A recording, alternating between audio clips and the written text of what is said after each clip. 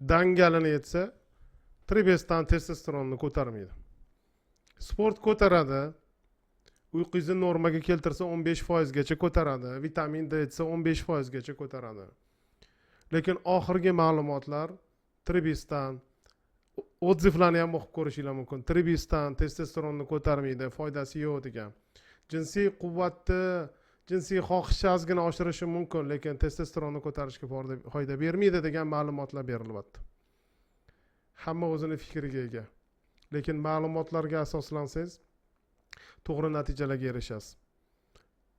Urologlar testosteronni kamayishini sabablarini topib davolash kerak deb aytishadi. Semirgan bo'lsangiz, har 10 kilo ozganingizga testosteroningiz 100% ko'taradi. Qani semiz odamlar, tribestan ichib qancha testosteroningizlarni ko'tardinglar? Yozib olinglar-chi.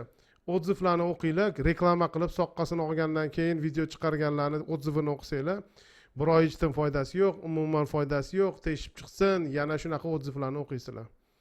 Mana shunaqa ma'lumotlar ko'proq kerak bo'lsa, kanalga kiringlar. Hamma narsani isbotlab tushuntirib berganmiz.